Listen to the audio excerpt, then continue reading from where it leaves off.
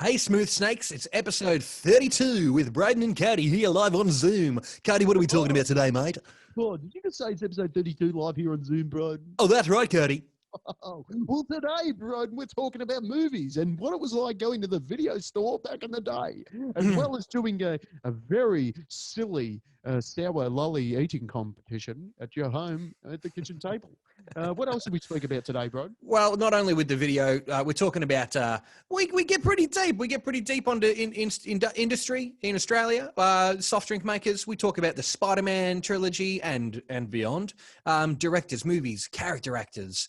We're talking about pandemic junk. We're talking about our future guest, and we're talking about the way that you can become a patron of the podcast. So thanks so much, guys. Enjoy episode 32 of the Flow State podcast. And guess what? We've got a new game as well. Wait until the end.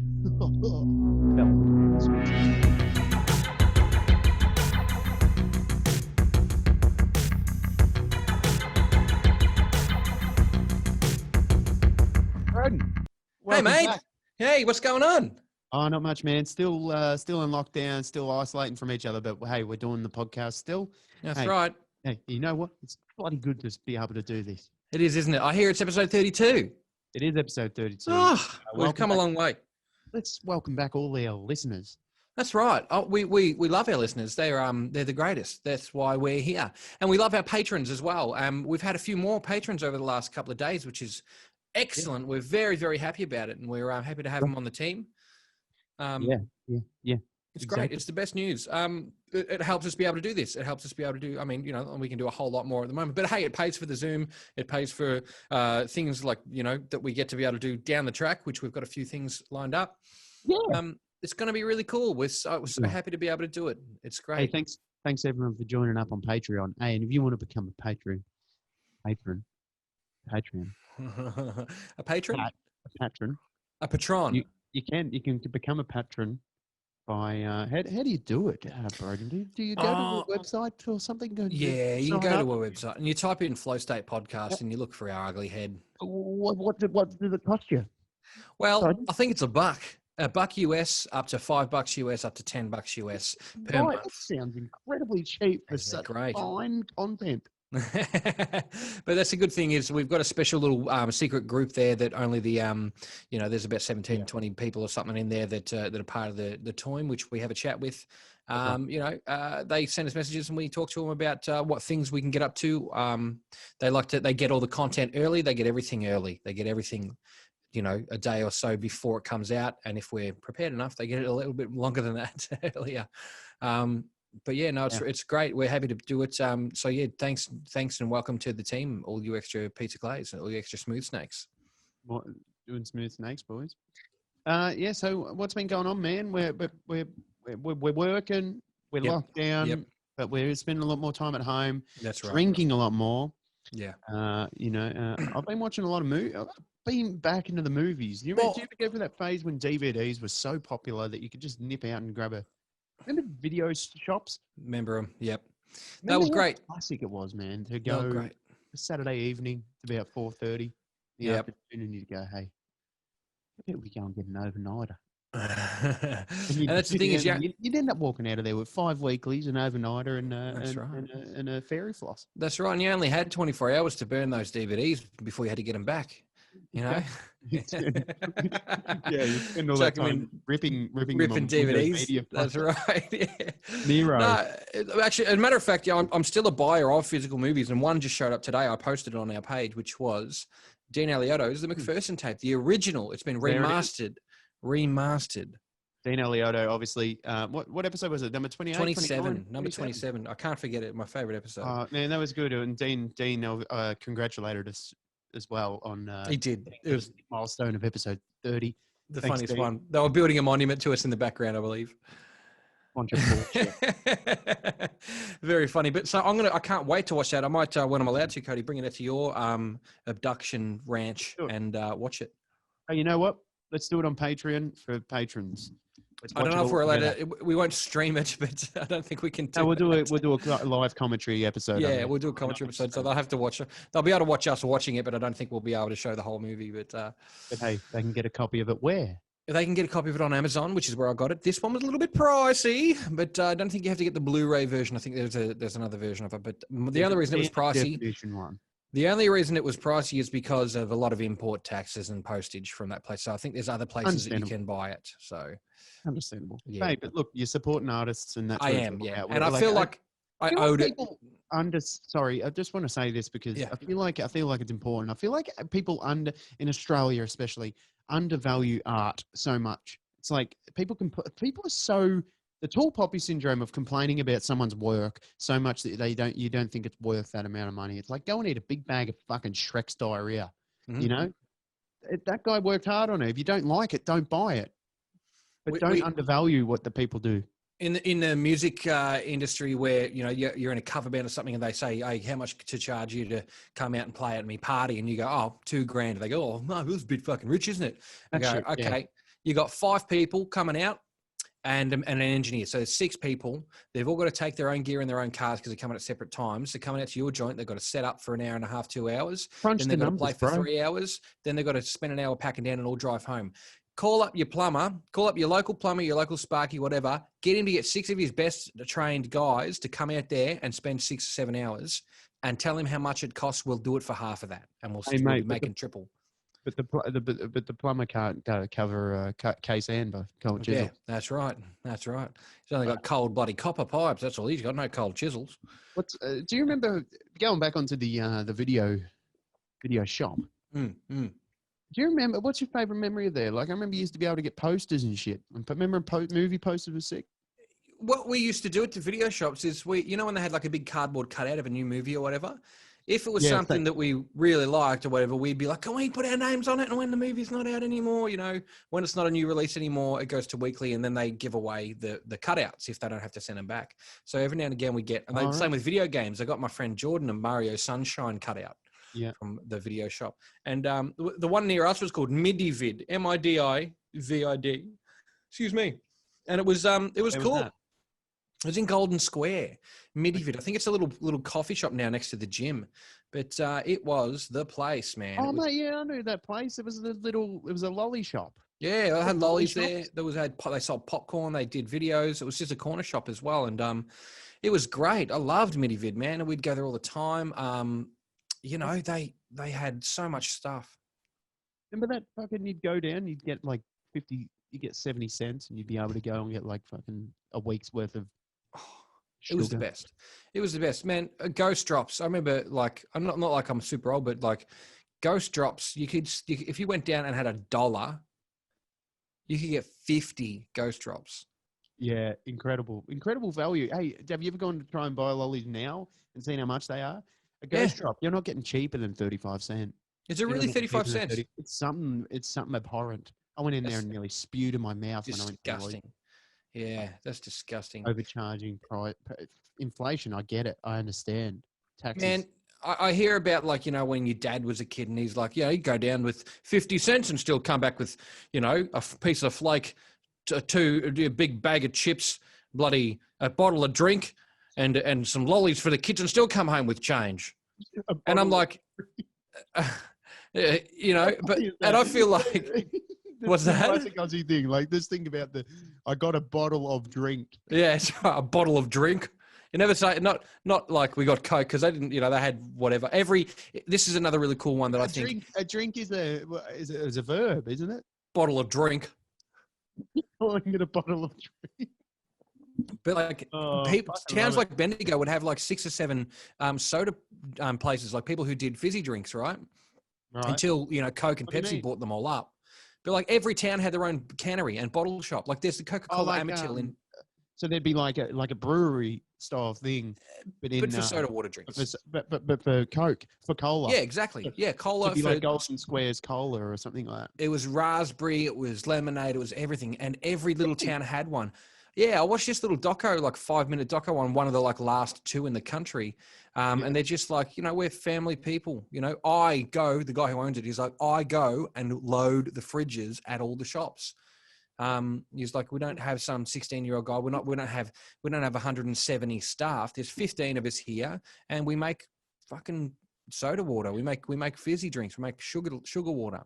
and they're ripping it up because On, it's boutique and it's special now. It's handcrafted. People want that stuff. yeah, people want handcrafted anything now, and I love it. And locally sourced products, produce. very much so, but I especially think that's since why the pies, like 4 and 20 pie from Bendigo originally, Yeah. Gillies pie, are also two popular pies. hey, it's 4 and 20 from Bendigo. Apparently, Yeah, there I you want go. to fact check it. Chico roll as well. Chico roll, but was that because every town also had their own pies? You Maybe. just happened to have the guy who knew how to make the best pies. Maybe. But look, I worked at Gillies for a little while, and I can tell you for a fact they use Maggie's instant gravy in their pies. So, Well, that's the secret. well, look, they're not around anymore, are they? Did something bad happen to them? I don't keep. Nah, I up to think they date with the just closed gravy up. I think company. they just closed up. Then the bloke who was managing the factory, the night shift factory, ended up taking it over and making up one. But they were great, man. I enjoyed it there. It was too much for me. I had 3 other jobs at the time. Oh, Factory I've work, been not for me. reading the gravy news, boys. Nah, not on the gravy news. Once came up with the chemical compound for gravy. It was an assignment in year 9 science. I had to figure out what the chemical compound for do something. I was a shit kid, so they're like, "Oh no, do whatever you want." I'm like, "I don't know. Let's figure out what gravy's made out of." So we got the ingredients of gravy and divided it down to a molecular level what actually was in it. Like, how much salt. It was a fucking long list, but there was how much salt, how much this, how much that. Yeah. And it was fat and everything in it. We had to figure out what fat was made out of, and it was just a big waste of time. But it was, something to pass you through. Yeah, so the gravy's basically like originally, shit, we got some juice left in the pan. Got any flour? Picking it up. That's all. That's all it is. That's the best gravy. It's the juice. It's the juice. How you roll. It's always a good thing. But yeah, man, it was so. I've got two things running through my head about video shops and about local produce and stuff like that. Now more than ever, people really want to support that local stuff because they know that it's not going to be around if they don't look after it, because they can see what's going on. If you know what I'm saying, they can, once you see it, I can't do it. Once you see the outcome, the journey shows itself. If you know, if you know the outcome, that's right. You start to see the journey. That's right. Anybody who doesn't know what we're talking about will know by next week. Hey, let's talk about it later in the episode. But right now, we gotta get to the bottom of this video shop shit we were talking about. That's right. So getting back around to that, people want to shop local now more than ever because they don't want to go, they don't want to get stuff from Melbourne, they don't want to get stuff from overseas, they don't want to do that stuff. So what happens, where do they get it? Well, people are going to start calling for and hopefully taking the initiative to start up their own stuff. It's not hard to make fucking sugar soda water. It's really not. All you need to do is have the ability to sell enough of it to buy the stuff to make more. It's a self-feeding thing. Excuse me. If you market it correctly and if you move it properly, you can do it just like anything. It's, if you want to make leather pouches, just buy some leather and some tools and put them together and make sure that they're good enough that people want to buy them. It worked for Colonial Leather in Bendigo. They're the biggest leather exporter in the country, and they're great. They're amazing. They make great stuff. Yeah, I think the secret to business is doing something simple but really well. Very well, and especially now. New and that no one else is doing. I feel like that's a trap that a lot of people fall into. It's like, I want to do the new cool thing. I've made this thing up. Yeah, but it's not proven. It's not. No one's got faith in that shit yet. But we can't all be Yamaha. And you do it really fucking well, like selling craft beer, for instance. Get the best craft beer, put it in your fridge, sell it. That's right. Don't mess around doing. You're not trying to. But that's the thing, is you're not messing around with every other type of everything else. You're not doing all the wines. You're not doing all the spirits because everyone else is doing that stuff. You pick a thing that you can be really good at that isn't niche enough to just support to not be supported. But like, I choose the craft beer thing because we obviously our mate from the Hop Supply, Carl Benio, is doing really. He's just doing it well. He's something that's sort of basic. Yeah, niche market, and he knows where he stands, and he stands there proudly because he knows what he's doing. And it's definitely worth checking out if you like beer. Oh, Hop Supply Co. They've been a sponsor of the podcast in the past before, and I can count them as one now because that's where I got this. So, cheers to the toll booth. But yeah, like people want to shop local now, and hopefully down the track, because at the moment a lot of supply chain is being halted because it's coming from places that are closed. overseas. Yeah. Now you've also got an unemployment issue here. Apparently there's a pretty big unemployment issue here. Well, we don't have any. We don't make anything. Boys. We don't. Hey, 750,000 unemployed people. Yeah, and I'm sure a lot of those people are unemployed due to injuries or disabilities and stuff like that. But I'm sure there are also a lot of people out there who are ready to go and want to find something to do. But I don't think a factory job is for everyone. And I don't think everyone should have a factory job. But imagine if we made fucking cars again, for example. Imagine if we made our own clothes. Imagine if we made our own shoes. Imagine if we made our own food. Like, there'd be a lot of jobs out there for people. I feel like hopefully in the future, this is the future I want to see. Back in those, that sort of thing, it's the advancement of that, where every town has their own cannery and every town has their own little, soda water thing. Wouldn't it be nice if every town had their own power plant? So if that one in Maui goes down again, we're not all fucked. There's absolutely no reason to think that might not happen. Yeah, I hope it does, but I hope it happens as a result of we're living in a pandemic. Yeah. And they're going to limit movement. They're going to limit movement for the next 5 years. Let's be honest. There's no reason that people aren't going to start opening up their own shit to fucking source their community. Got to do something. Got to do something. There'll be a lot of opportunity to do that, and there is, and because people will be allowed to shop in their own communities in their bubble, and they'll be able to Andy Dowling said this on a very early episode for us, which was more than half of our episodes ago now. Wow. He was talking about with the business stuff. He's got a podcast called, what the fuck was it called? Andy's Business Boys. I can't remember what Andy's business one was called. Self-Starter, all right? It was a business podcast called Self-Starter. Now, the reason he was... It was Self-Starter, yeah. Andy Dowling, Self-Starter. Also, Andy Dowling, Anti-Social Podcast. And Nod to the Old School. Nod to the Old School, which is a lovely one too. So Andy was speaking about how he's talking to people who are entrepreneurs. He hates the word. We all hate the word. It's a fucking flog word. But he was talking to these people who, okay, what do you want to do? How can you do that? Just say you're working for some guy at a car auto shop and you're like, fucking hate this. Fucking hate this. I wish I could just wrap exhausts for motorbikes all day. Why the fuck can't you? Why can't you be the best at that? Why can't you be the best at wrapping exhaust pipes for everybody and then also, I don't know, clean their headlights for them, do a little bit. Why don't you just pop out and go, I'm the one guy, you come to my house and I'll do your fucking pipe for you in the day. Everybody should have, not everybody should have, but wouldn't it be great if everybody had this one great skill that they could hone and be the best at? And also it's transferable, but wouldn't it be good also if we could all build our own stuff up to a code? Obviously there's liability involved. You need to be registered and qualified to have something go up. But imagine that if you go, well, you know what, maybe I don't want to be working for a big company for 70 grand a year. Maybe I want to work for myself for 50 grand a year. Maybe I want to do that so I can have a bit more time to myself. I can still have enough cash to, not go under, but use it to hone my skills to feel more self-sufficient and to feel more, accomplished, I suppose, rather than just making money for some rich bastard. And the reason for that, I think, in a lot of the time, is the security. If you fall, you generally don't have a lot there to pick you up. But if you work for a big company, they don't only give you a bunch of time off, give you a bit of cash. They go you back, for sure. Yeah. So it's scary. That's why. People don't have the balls to do it, and I understand that. But it'd be cool if you could. Yeah. Yeah, no doubt. Absolutely. Totally agree. Yeah. But video shops I do like. Video shops I enjoy. Go on, just quickly, I want to touch on the lolly shop thing that we were talking about earlier before I forget. Sour lollies, how do you go with them? There's a challenge that I've seen. It's a pretty old challenge, but we should do it sometime. It's called what were those really sour fucking warheads? Yeah. Yeah, there's a challenge. You see how many of those you can eat. No. And apparently it just burns the lining of your throat and stuff. No, I'm not doing it. It becomes really hard to do. There are not enough. I've seen people get like really angry. No. Doing it like just at their kitchen tables, right? And they eat as many as they can. They get really angry. There are not enough bread boxes and George Foremans in the world to make me do that. I'm not doing it. I'm not bloody doing it. I'm not acquiescing. I will not acquiesce to wearing I'm not doing it. That's right. I'm not acquiescing to your warhead challenge. I've seen that. I won't do it then. You can do it. I'll film you.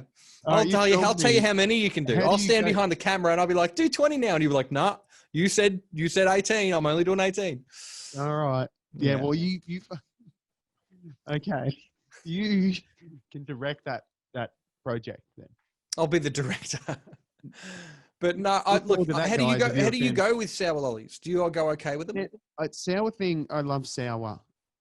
I love sour, right? I always have. I used to like eating lemons, just eating them. Just We had a lemon tree when I was growing up, yeah. and I would get peckish and thirsty at the same time. And nothing quenches your thirst quite like a lemon. Peckish and I thirsty. would eat the inside out of a lemon with a spoon. Fucking hell, Cut it in half and eat you're it. a monster. My cousin used to eat an orange like this. Your face would just be fucking scrunched up. Yeah. Everything My would be hurting. We used to go to my grandma's every night, every day after school. And my cousin, I saw him eat an orange like this once. He peeled the top off and then he went, and just like there was skin left over. It was just the skin. It's just like he used his teeth to grind it off and just went, and next it was just his empty husk, and he'd like completely stripped the inside of the oranges off. And just swallowed the whole lot. I just sat there. I was like, the orange is something you got to eat in the bath, I think. an orange? Do you reckon?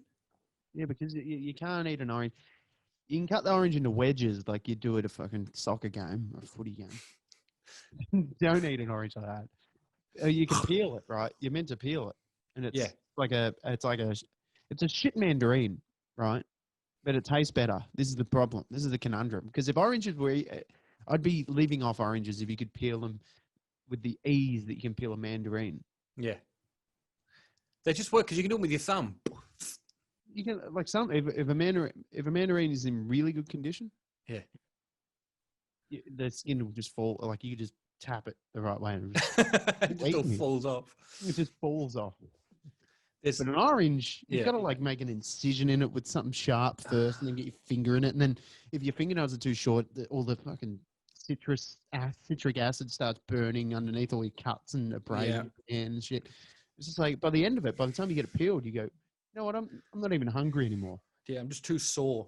You hate oranges at the end of it. That's it. There's a photo of me somewhere in a bus at like a Bucks party or something like that, and we're sitting on the bus and there's some oranges rolling around. For some reason, it's just like me and like 4 other like fully grown men sitting down there, and I've got a lighter on, and there's 2 oranges on either side. You know when you squeeze the orange peel and it goes, well, the citric acid lights up. So next time you grab an orange, I don't recommend anyone do this at home. I'm just saying, Cody, next time you have an orange, no one else, don't ever do this. Don't ever light a cigarette lighter and squeeze some of the peel at it, and it goes, it lights up immediately. Flammable oranges. Hey? What comes off it? All the citric acid out of the pores. Oh, right. It sprays. It sprays. So don't do it towards your face. Okay. Yeah, it's like spraying a deodorant into a thing. It's madness. Did you ever get a repeat movie that you always picked up from the video shop? Oh, hundreds, man. Hundreds. Like I'm a repeat movie guy. And they say this thing, they say that if you binge watch the same shit over and over again, it's a sign of anxiety. Yeah. Because you're comfortable, you're not getting any new surprises, you know what it is, and it makes you feel relaxed because you know what's happening. Right. I think that might be bullshit, but I used to do it all the time. Yeah. And I don't feel like I'm an anxious person. But I feel like everyone is as well. But I used to get what was the movie? The movie I've probably watched the most in my life ever. What is it? Cinderella Man. Cinderella Man. Really? Right. Yeah. Love that movie. Ron Howard directed it. Ripper movie, man.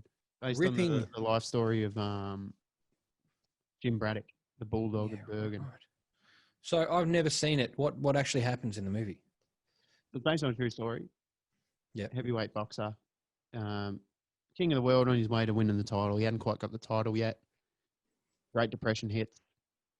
His life becomes a mess. He breaks his hand in a fight. Can't fight anymore. Loses all his money. Goes broke. Gets a luck of the draw fight. Like he loses his boxing license, everything. Gets a luck of the draw fight. He's back in the ring for a bit of a fun thing. It's like, we got no one else. You come back out of retirement, whatever. And they just give him his license back or whatever? Just for one night only. You know, It's a bit of a fun thing. Remember Jimmy Braddock? He's going to knocks belts the living shit out of the guy. Mm. He's back. Now they give him all these fights. Rises up, takes the belt, becomes heavyweight champion of the world again. Classic story. Return from the dead, Cinderella man. Perfect story. Great story. Love it. Brilliant. Where's, And brilliantly directed as well by Ron Howard. where does Cinderella come into all this? Well, Cinderella come back from the thing all different, didn't she? Yeah, but like at some point, did he lose a shoe? He didn't lose a shoe, but he broke his hand. Okay, and did Well, someone? so a Cinderella story, right, is someone coming back from the dead. But someone coming back from, like, historically speaking in boxers, like he's a Cinderella. This is a Cinderella story. Remember they used to say that shit in the 30s? Oh yeah, yep, I remember. Oh, Yeah. this guy, he's fighting. He's returned. He's returned with he's got a big punch. It was truly a Cinderella story with him right here. No one in Boston sounds like that. Anyway, so basically, he goes. So basically, Russell Crowe goes to this party one night dressed up, right? You got it. And he loses his boxing glove, falls over and hurts his hand. Bro, he's got two ugly stepsisters. Yeah. And they're always going out to do stuff. And he's always stuck home cleaning the fucking fire and all that, cleaning the chimney You out. got it. Yeah. And then he goes out to this party one night, meets this dude who's like, oh, you got the best boxing hands I've ever seen in my life. And then he breaks his hands. So his hands are all like, ah. And then he goes, this guy comes back and is like, hey, fucker, you look familiar. I reckon I was just so fixated on you. No, you can't be it because you got all busted up hands from boxing. You can't be it. And then he's like, wait a minute, it was you the whole time. And then he gave him his boxing gloves back and gave him the world title. You know what? I think you just wrote the sequel. That's it. Cinderella Man 2. Cinderella Harder. Yeah. Listen. It's a good movie, that's all I'm saying. That's right. I used to do that all the time, is watch movies. I love boxing movies. Like boxing. My favorite movie is a true story retold. Yeah, that is my favorite style of movie. I love it. I love watching portrayals of shit that actually happened. Watching actors be people who are real people. Yeah. I love that shit. For some reason, I always have. Like, and then even like watching behind the scenes of actors becoming people. Like, there was a really good one. Who played Winston Churchill in Darkest Hour? From the Batman. Yeah, Gary Oldman. Gary Oldman. Watching him sink into being Winston Churchill. Classic. It's like method acting to the extreme, man. Like he got tobacco poisoning from smoking so many cigars and on set. Like that's how method acting he was going. He was smoking real stogies. I think he's one of the OG, one of the modern greats. Him and who's that guy who keeps playing Abraham Lincoln and everything? Day-Lewis. Daniel Day-Lewis. Yeah, he retired, I believe. Method acting. Yeah. He was telling everyone not to speak to anyone with a British accent on set of that Lincoln movie, Lincoln. Anyone with a British accent, don't speak to him.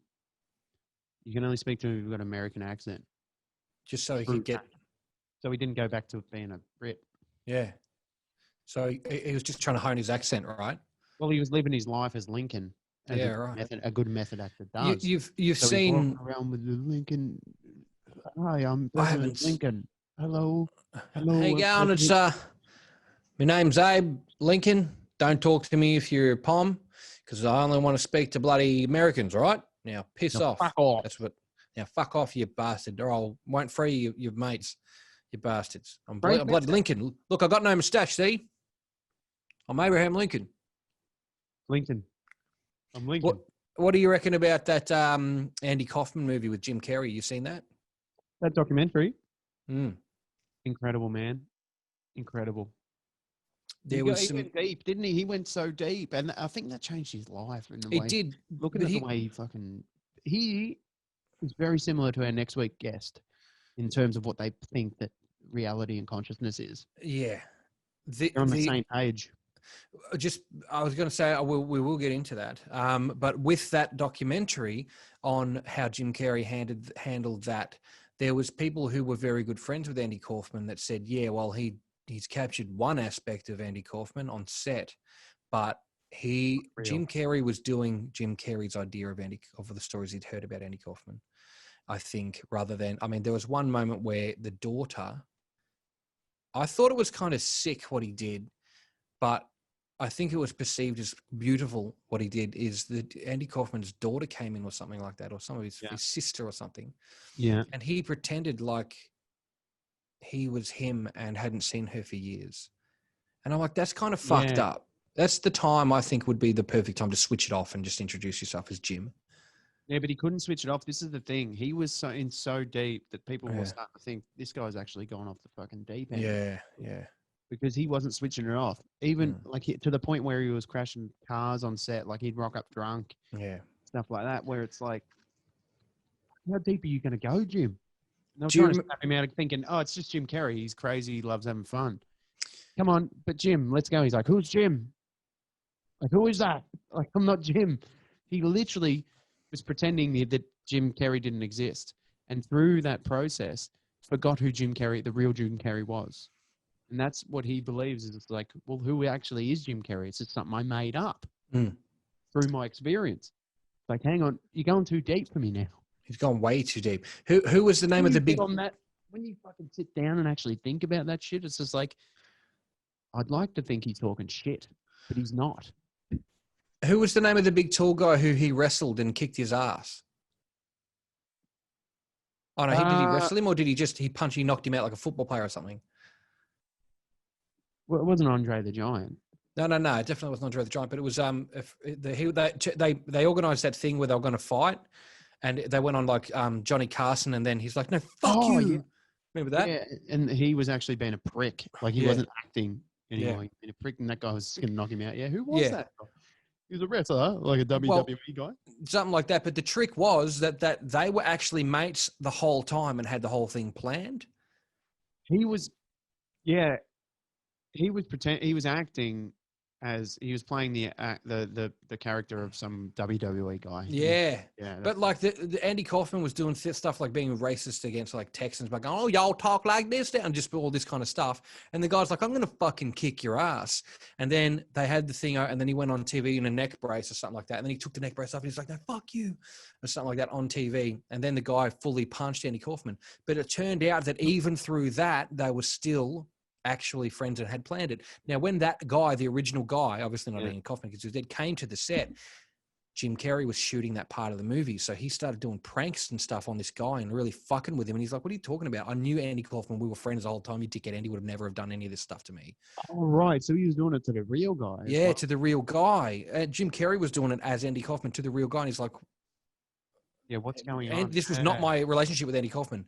This is your perceived relationship of what Andy Kaufman's art expressed to the public being interpreted by how you would act if you were acting that. Yeah, Jesus. It's fucking, that's deep as fuck. Good documentary though. And the way he speaks in that documentary is him now. After the fact. That was like him explaining what the mental state was. It was really fucking cool. He did a great job. He again is going to be one of those people that goes down as one of the guys. I feel like that if so funny, Dumb and Dumber is so funny. Incredibly funny. You and I went to see the movie The Joker together, right? Yeah. I reckon that if the age wasn't that much of an issue for the character, Jim Carrey would have played him perfectly. Yeah. Yeah, good call. Good call. Yeah, absolutely. Joaquin Phoenix, of course, did a fucking great job. It was a good movie, eh? Loved it, man. I laughed at points I should not have laughed at. Yeah, we both erupted when he shot in the head. Yeah, let's not give too much away. Hopefully nobody heard that. Sorry. But there's a couple of scenes there in which that inappropriate laughter happened. I'm like, because I was like, I can't believe they went there. And especially to me, this is an interesting thing. I've got a demonstration of this here, funnily enough, just organically going into it. The guy who made that movie made the fucking Hangover, right? Yeah. Now, the reason I say that is because one of the all-time great movies of all time would be one of the OG comic book movies that wasn't X-Men, which is this one right here. Spider-Man, the original Sam Raimi classic with Tobey Maguire. Tobey Maguire in that. Now, that's a great movie. Now, you'll see that movie. Man. You can enjoy it. And then you can go and see the second movie, which is called Spider-Man 2, the second one. Great movie. Then you've got a bit of problems. Then you get into a bit of maybe we should have this character, Venom, in there. And he's like, I don't know shit about Venom. I want to do the Sandman. He goes, well, look, what we're going to do is we're going to have Venom in there, and we're going to have the Green Goblin's son, and you can have your Sandman. So you got 3 villains in Spider-Man. He's like, I don't know about that. I don't really want, fuck it. All right, you pay me to do it. I'll just do it. And then what happens is Sam Raimi goes, listen, that was fucked. You shouldn't have done that to me. I didn't want to do that. I've got another movie. It's going to take another 2 years. They're like, we don't want to do that. You got to produce a fucking 4th movie for us now, or it's gone. And then him and Tobey Maguire, who I think by that stage had enough money to become an executive producer of this thing, had gone, you know what? We're out. We're not doing it. If we can't do it this way to make this 4th movie awesome, we're the fuck out of here. We are gone. And in the 4th movie, Bruce Campbell, who was one of my favorite comedic, dramatic actors, is in each one of those movies because he's very good friends with Sam Raimi. Now, the reason that he's good friends with Sam Raimi, before I get to that, Bruce Campbell was going to play a cameo as Mysterio. Now, the reason that he is friends with Sam Raimi is because Sam Raimi directed these movies too. This is called Army of Darkness. It is the 3rd in the trilogy of The Evil Dead. Now, they're horror movies starting in the 70s, 76, 78, I think was the first one. Could have been earlier. They are fucking vulgar until you get to this one, which is basically a comedy. Why are they vulgar? Because it's horror, it's gore. It's like they're using, things that look like real latex and blood, and there's witches and fucking zombies, and they're called deadites and stuff like that. It's disgusting. It's amazing. It's a great watch. It's full of all the good scares if you're into horror movies. It's a staple. It's a staple if you want to get into that. But so Sam Raimi directed these scary ass movies, and then he goes and does Spider-Man, you know what I mean? And he made them. There's the scene where Doc Ock's arms come alive. That is a Sam Raimi horror scene right there. That's everything Sam Raimi does best in one scene. When it comes to directing movies like that, there's no bigger skill. You can definitely see that the levels of they're a good director down the bottom here. They're a good director. They made a good movie. It's just a good movie, whatever it is, right? Cinderella Man, Ron Howard. Actually, no, he's up there. So, someone else, some other movie. Right, and then you see these levels of better guys, and up the top you've got your Scorsese, who can just stick to his style and fucking make great films every time he tries with the same people. It's because it's the best part about it. You're noticing that this is the thing. I've never been considered myself a huge film guy, but you can definitely tell someone has a style when you watch enough of their films. Christopher Nolan has a style. Like you say, Scorsese has a style. Scorsese has that thing every single movie where the camera's rolling through the restaurant and people are pretending like the camera's not there, and it's going through over their dinner table and past through the kitchen, and it's just zooming through everything. Classic. And all the characters are playing their part in that scene. And once you watch enough of those, you can realize without even seeing the credits who made the film, if you watched enough of those big sort of things. Yeah. But it's strange that, it's not strange that it makes sense to me that the people who create those films generally have a lot to do with the entire process because they care so much about it. So they'll be involved in the writing of the film. They'll be involved in the editing, every step. Tarantino has his own style. He does everything that he does is, you can tell. It's a good job. We need to start making some stuff. I'd love to. I want to know how to do it because it overwhelms me. Like, I don't know how to organize a shot. I can't act. I can't write. I don't know how to, I've got a couple of SD cards. Then what do I do with it when they fill up? And I'm like, oh, I've got to dump them onto a computer that's also full. Dump it, boys. Pump and dump it. Yeah. But I know there's got to be a way around it. I mean, you can do it on your phone, realistically. Like, you can do it. It can be done. If they can make your own rules. If they can make... What about perception? If they can make... I'm not bloody doing it. If Dean can make the McPherson... Where the fuck are they? Where did I put them? It doesn't matter. If Dean can make the McPherson tapes for $6,000 in 1989, which most of the budget was probably on the fucking camera, you can make it with your $2,000 phone in your pocket. You know what I mean? Mm-hmm. You can do it because you don't have to... Hey? You can make something. You can make something. I mean, we used to make dumb videos. I used to make dumb videos of myself sitting on the couch talking to myself. That I didn't realize. I was writing a script, or writing a dialogue. Yeah, I was just talking to myself, but you can write stuff. You can do it. It's possible. It depends how you putting it. It's like I could sit down and write a dialogue of humor, but when I don't work that way, I'll put the camera on and I'll be like, I'll do it for about 80 times. Yep. And one of them is bound to be the funniest one. Mm. And the more you do it, the more you go, oh, it'd actually be funny if I said this now. And then you start again. And you act it out until it's perfect, or until what you perceive as perfect. Are you familiar with Evan Breen? Not. Evan Breen had a YouTube channel called LA Turtle.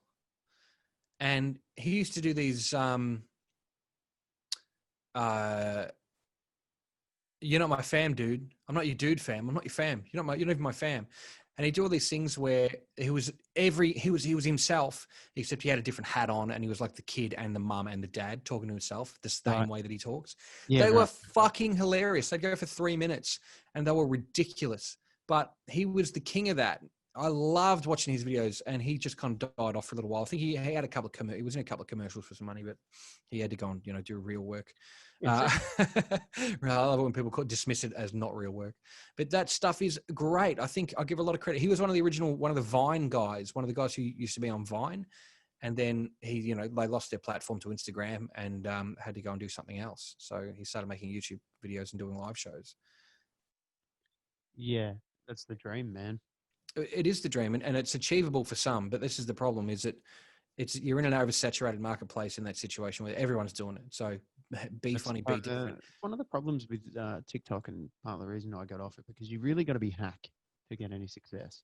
It's people want to watch the cringe. So someone's got to make a good, funny video. Something's funny, but if they're not good looking and aesthetically pleasing, the person who steals their material verbatim and does it, but looks good, will get the success. Yep. And that's how it works these days. And people have no shame in stealing other people's content. I had it to me on there. It happens. They've got no shame. And then all of a sudden you've got fucking 40 people doing your thing that you invented. Yep. It's and everyone's like, get back on fucking TikTok, mate, because you this is perfect for you. It's like, no, you can all fuck off on your TikTok. Yeah. It's a shame for me. Flash in the pan thing, man. It'll be gone soon. Some shit went down on there. I don't really want to get into it, but shit goes down on that fucking thing all the time, and it's not going to be the last one. And although it wasn't TikTok's fault, TikTok's going to go down for it, and they should, because it's fucking garbage. Because you know what it is? It's an app that is governed by children. Yeah, it's fucking horseshit. Like because the main the key demographic is kids. So they're in charge of that marketplace. It's the first time it's ever happened for a social media app. So you can only imagine that everything on there, 90% of the shit that's on there is going to be absolute shit. And if it's not... And it's not where people who are like seeking real comedy should go or anything like that. It's just mindless shit. And the thing is that if it's not dumb kids just going like, touching stuff like, my name is this, my name is this, and I'll do this, and then go, then it's just dumb fucking old has-been wannabe comedians doing shit material that wasn't even funny 20 years ago. And I reckon the new thing for us, I totally agree with you. I think the new thing for us is to start making some acting, right? To do some proper filmed shows, and we're writing stuff at the minute, which is gonna be absolutely great. But I want to know if you can act, and I want to know if I can act more better than I do any other time. Shit out of it. This is the funny thing is that I feel like situationally maybe I can in a room with people where I'm having a laugh, but when you translate that onto a recorded film for people to look at continuously over and over again, I don't know how I'll hold up. Right. But can you off the cuff improvise with scenarios? I feel like on this show from now on, we should come up with a scenario every week and each play a character and see what happens and see how we can improvise a thing. Like it's like, remember those old fashioned radios? Like you listen to radio shows back in the day, and they'd have literally television shows on the radio. It's like, Orson you're Welles. grabbing the pen, are you? You're picking up the pen and writing. Yeah, Orson Welles. Orson Welles did War of the Worlds that way. Yeah. Right, I think we should do that. How do we do it? What's the scenario? Well, I think if you go on Google there, Broden, and because I think if you can Google like improvisational fucking scenarios, right, we'll come up with something. Let's see how this goes. And hey, if you like what you hear, you'll be able to write into the Flow State podcast. Hit us up via Facebook, hit us up on our email, or go to our website and hit the contact us button. You'll be able to let us know whether we're good actors or bad actors. Thank you. All right. This would be a great time to talk about the website, Cody. So what is the Flow State website? Well, Broden, the Flow State website is a place where you can go and you can sign up to our mailing list, which rarely gets used. So you don't have to worry about any emails coming to your own inbox. But every now and then we'll send one out, probably when we've got a show coming up that you can buy tickets to or something. Also, you can buy shirts and new merch, which is on its way now. We're in pre-production for our new merch line, which is going to be better than the latest shirts, but still the same, sort of. All right. Also, you can buy 2 comedy specials on the website. One's mine and one's with me and Broden, and you can get those for $5 each on the website. So if you want to see some of my comedy or some of mine and Broden's comedy, you can get it there. Alternatively, what else have you got? I'm running out of shit. You can go to Patreon, become a patron and join the team. We said this earlier. Let's not try and sell out. No. Hey, I've got a couple of options here. Okay, hang on. I'm going to play a bit of a jingle. Okay. Ready? Hang on, wait. Should we go through the scenario before we do the jingle?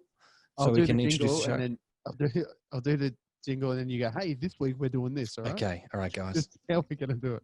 Fantastic. Okay. I'll lean in. Ready? I can't hear anything. Is that coming through? No. Put your fader up. Nothing. Oh, fuck. It didn't come through, guys. But, did it work? Do a jingle instead? Do you want to make it up? Like, ready? Go. Hang on a sec. What are you doing? I don't know. I got no idea. Have you got where? Can you hear me? No, I can hear you, but you might have to change your thing to stereo. You know how you go into that audio settings thing, change it to the same thing but stereo or multi-track. Right, you keep the listeners entertained. Well, sorry, I just did a bonk there, boys. Go into but while we're in the middle of this one, Cody, I'll just basically. We're having some interesting stuff coming up. We're doing a few sponsorship integrations, which are going to be really exciting. We've just been sponsored by a company that are going to be donating lighting to us for the studio that Cody's currently in. So we're really looking forward to talking about that. It's a good mate of ours who's starting up a new business, and he's been a very big fan of the show for a while, and he really wants to give us a hand helping that out.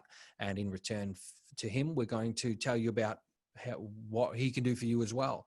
He's a great dude, and he's going to give us a really big hand. So we'll talk more about that as that progresses.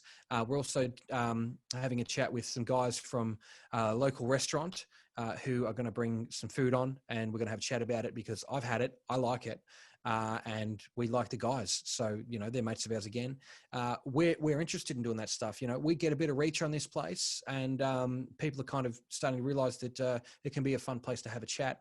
It can be a fun place to come on and have a laugh with people. And also, we've mentioned a few people on here already, and they've been saying that, we've got calls from people who are watching this and are going to talk to those businesses. So if you or if you know somebody who might be interested in perhaps doing a sponsorship with us, then please do contact us, and we can have a chat about that in the inboxes and maybe get something worked out, because it's an interesting place. New media is a great opportunity for doing stuff. I mean, radio is one place, television's one place. I can tell you we're a fuckload cheaper than both of those.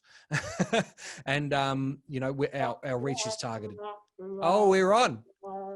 Is that working? That's working. Yeah, that's working. Okay. Yes. Excellent.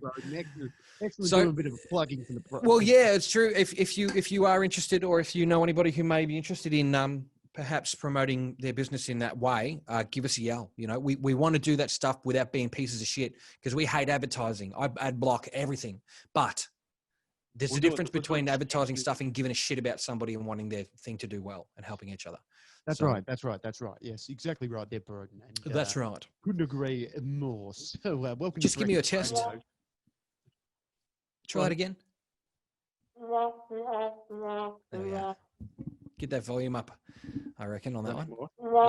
There we go. Oh, we got new Fantastic. toys here at the Flow State Podcast. We That's can't right. wait to use them. So I'm doing my breakfast radio voice, Broden. This is the Okay, latest Cody. one from Now- Ed Sheeran. I think it's Sheeran. That's fantastic. Maybe we should run the intro there, Cody. Why don't you hit the button and Okay.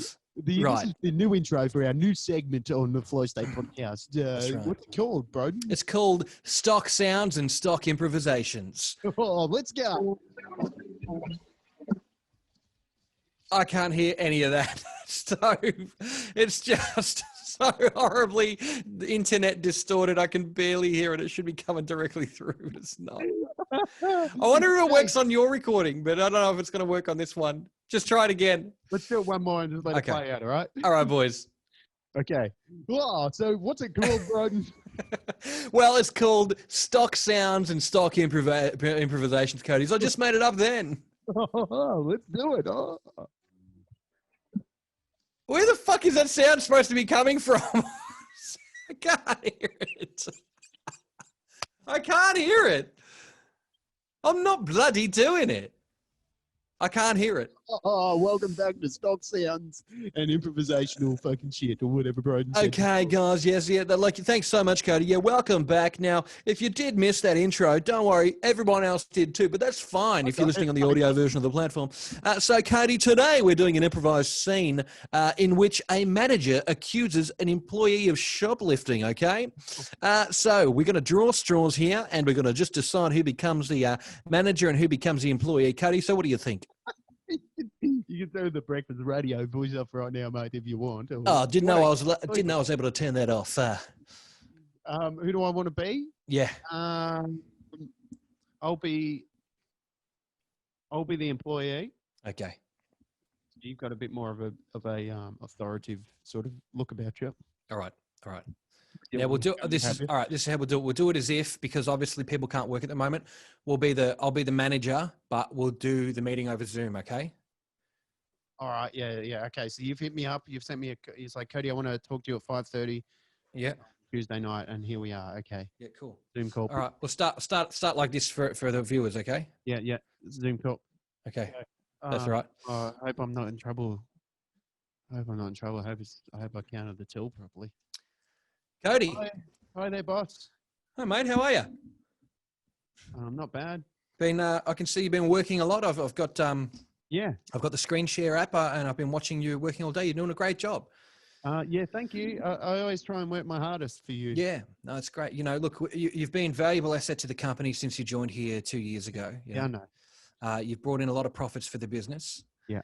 How are you liking it, Cody? Good. I'm pretty much dominating Yeah, at everything I yeah. do. A lot of the other people, like Karen, I don't know if you know about Karen, right? But Let's not worry too much about Karen, No, but okay, Cody? I she's want to know how you're she- going. she keeps That- pretending.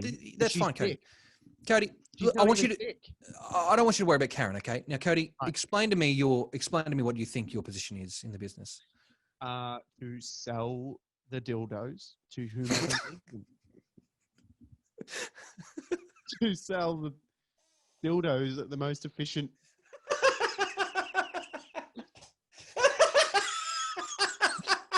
You fucked me! Oh my god! Okay. Are you all right, boss? I've been trying my best Oh, my at face is telling so you. I red. didn't think it was that funny. That I've been trying. People call up. Okay. People call up and they go, "Yeah, I want the 8-inch deluxe." And I say, "What? The 8-inch deluxe model? Well, that hasn't come out yet. That doesn't come out till October 16th. But I can put it on back order for you if you want."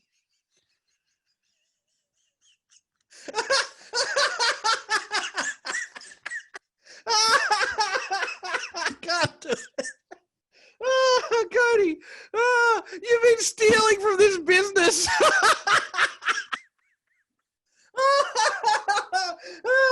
Oh, shit. Oh. Keep going. Oh my God. Cody, Yeah, what's the we're very problem? impressed with your sales. We're impressed with your product knowledge. We know you like to take home the products and test them, I and that's know the fantastic. product inside and out. And the product knows you inside and out, Cody. And look, we commend your we commend you here for that, being one of our most experienced sellers. Okay, and you've only been here with the company for 2 years. We've had, Karen's been here for 15, and maybe you're doing so well because To be Karen honest can't with you, stop testing the can I stop product. you there? Karen doesn't know the first thing about a dildo. She wouldn't know what to do with it. She is a bit of an She had uptight one. bitch. She is. If Well, Cody, there's someone who oh my God. Fly on. now the reason we're talking about your time here at the business and not Karen's time at the business is because Karen has been with us for nearly a decade now.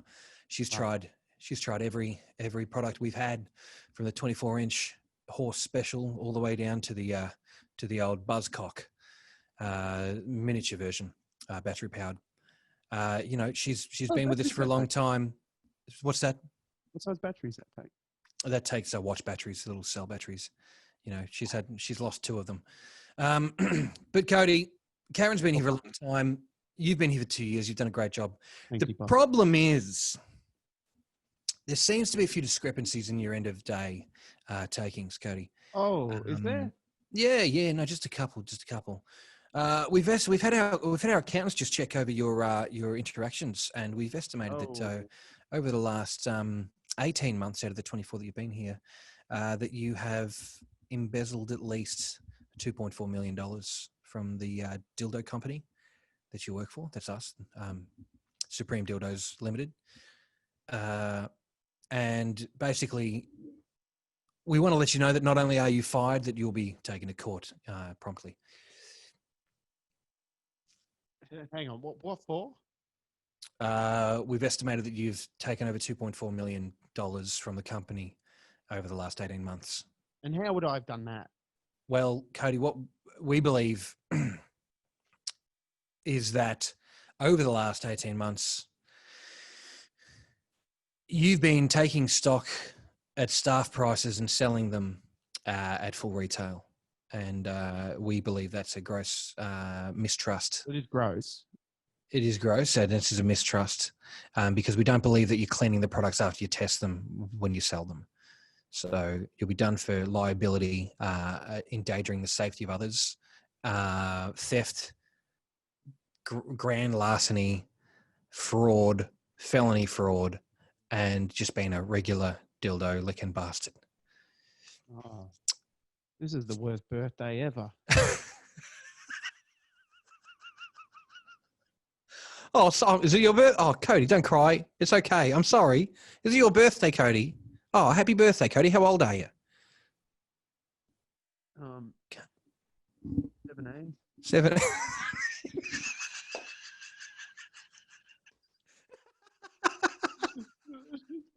17-year-old working for a dildo company stealing $2.5 million. Fucking hell. Oh, that's a ripper, man. You got me really early. Oh, well, there you go. There's the first edition of that steaming pile of shit. That's fucking hilarious. What are we calling that? I can't remember. It was name. Yeah, I don't know. The improv guy. That's fucking hilarious, man. What's that? Oh, shit. Oh, mate, my face went red. Maybe because my light's poor here too, but like, ooh, that's actually funny. I was really trying to hold everything in, but that was the first edition of the improv game here at the Flow State Podcast. Can I just say that was a lot of fun, bro? That was good fun. I wanted to get you to say something when I was like, hey, explain to me what your job is here. Like, you get someone else to explain what their job is. So we haven't said what the company is yet.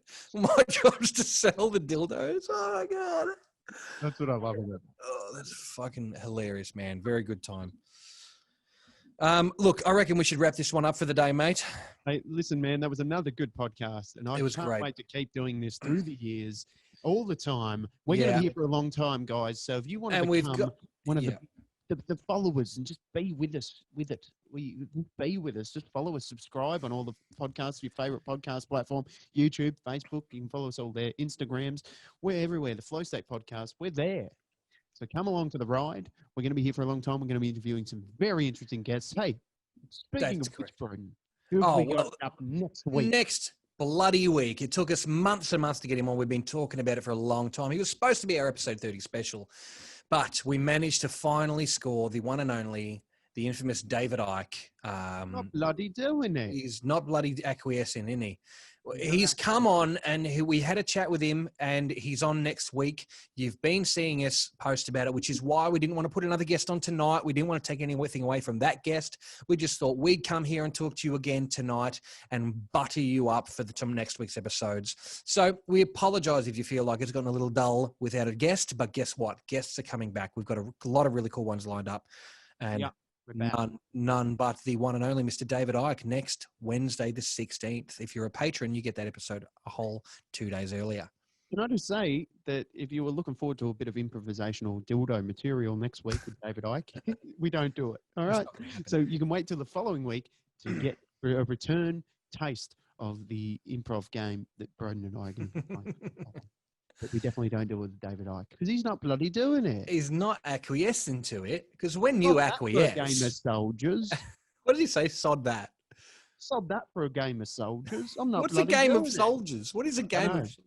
I want to find out. Well, we should have asked him, but we didn't. Next week, we don't ask David Icke what a game of soldiers is, but I do. You know, we had a great time. I tried to bust a couple of jokes on him that went over his head, and then I gave him a couple that he really liked. You know, you got to have a laugh. But it was great. I tried to have a laugh with him, but he's very serious about the shit he's talking about. He is.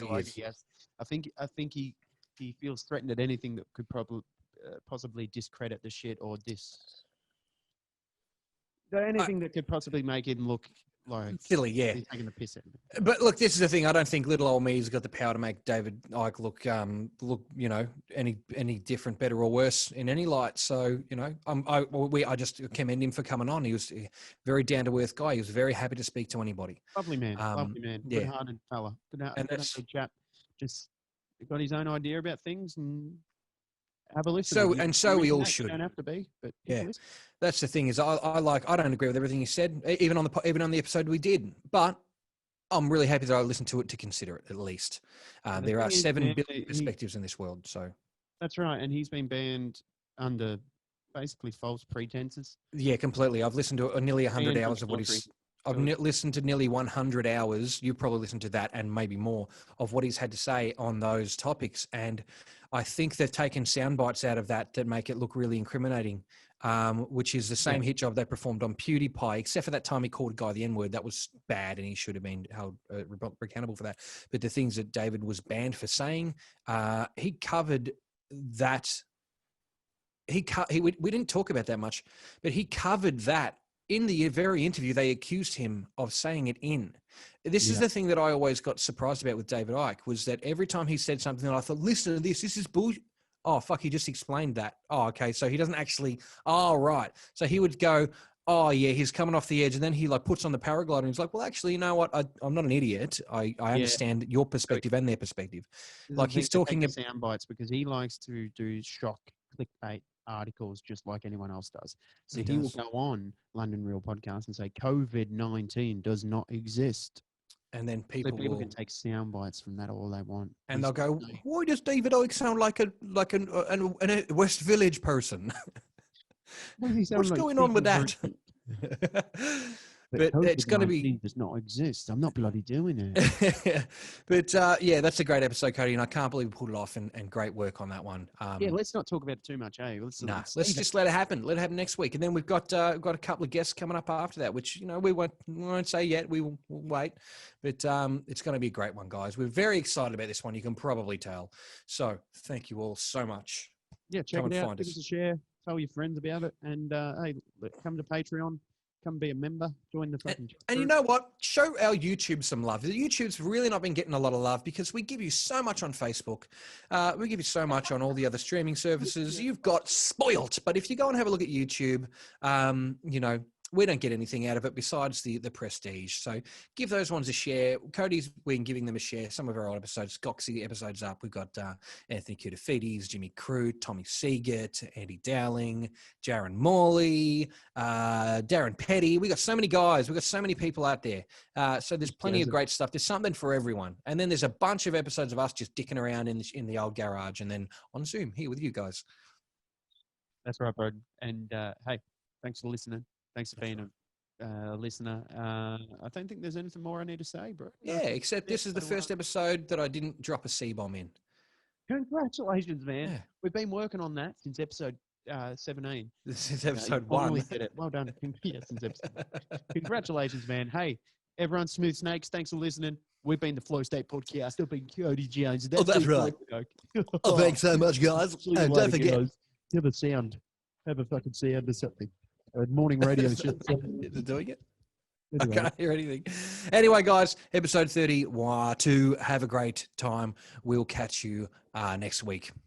Enjoy. Up your arms.